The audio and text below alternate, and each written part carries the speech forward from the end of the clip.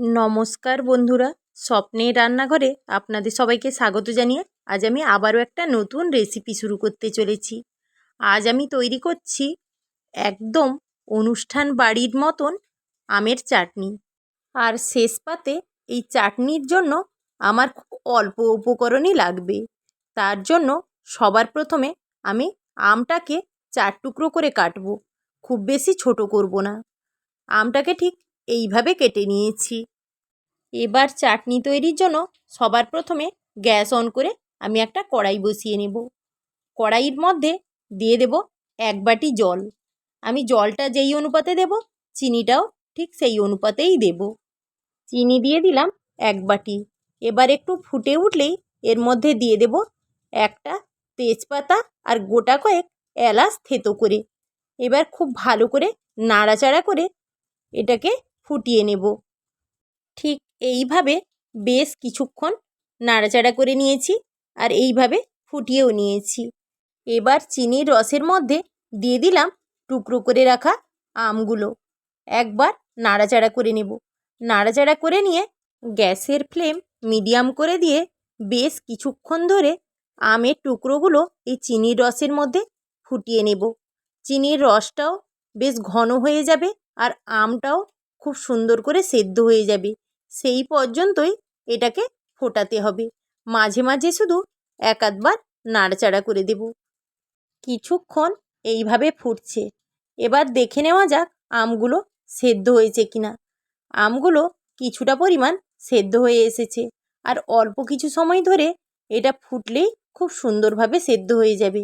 এই সময় আমি এর মধ্যে দিয়ে দিলাম কিছুটা পরিমাণ কাজু বাদাম আর কিশমিশ, দিয়ে একবার নাড়াচাড়া করে মিশিয়ে নেব। দিয়ে আবারও কিছুক্ষণ ধরে সব কিছু ফুটিয়ে নেব। বেশ কিছুক্ষণ এইভাবে ফুটছে। প্রথমে আমি লবণ দিইনি। এই আমের যে চাটনিটা বসিয়েছি, চিনির রসটাও বেশ অনেকটাই ঘন হয়ে এসেছে। আর এই আমের মধ্যে টকটা বুঝেই তবেই আমি লবণটা দেব। যখনই চাটনি করি না কেন, তখন চাটনিতে আমের টকটা বুঝে ঠিক এইভাবে আমটা যখন সেদ্ধ হয়ে যাবে আর রসটাও কমে আসবে, ঠিক সেই সময় লবণ দিয়ে নাড়াচাড়া করে নিয়ে অল্প কিছুক্ষণ ফুটিয়ে নিলেই চাটনিটা খুব সুন্দর করে তৈরি হয়ে যাবে। আমগুলো এবার দেখেই বোঝা যাচ্ছে খুব সুন্দর করে গলে গেছে। এবার একটা খুন্তি দিয়ে আমগুলোকে ঠিক এইভাবে কিছুটা হলেও ভেঙে নিতে হবে। দিলে আমের আঁটি পর্যন্ত এই মিষ্টির স্বাদটা খুব সুন্দর করে যাবে। আর আমটাকে যদি এইভাবে ভেঙে নেওয়া যায়, চাটনির যে জুসটা থাকে সেটাও খুব সুন্দর করে ঘন হয়ে যায়।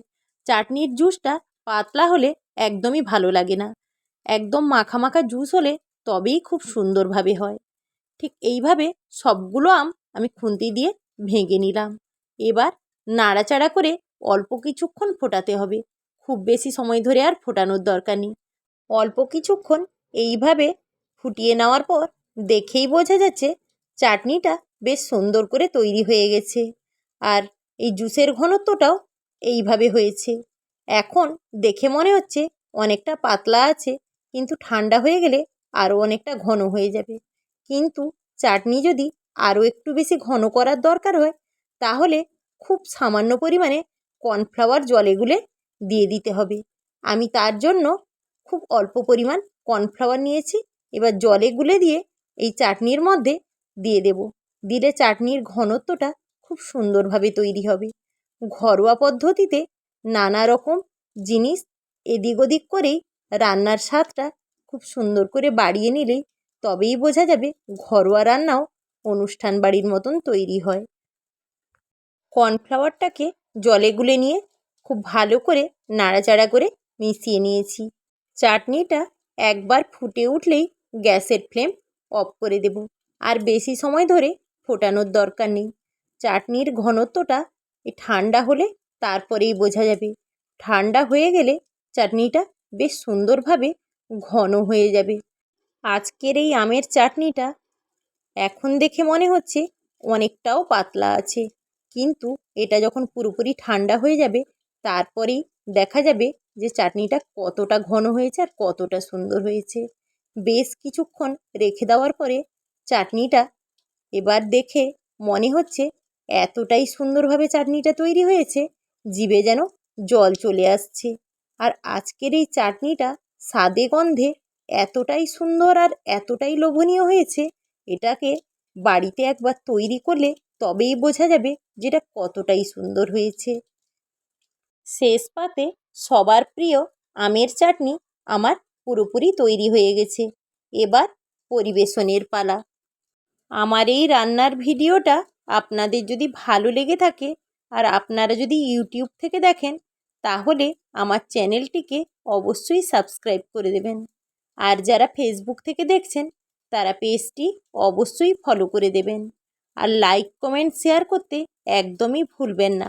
আমি ফিরে আসছি নিত্য নতুন নানা রকম রান্নার রেসিপি নিয়ে।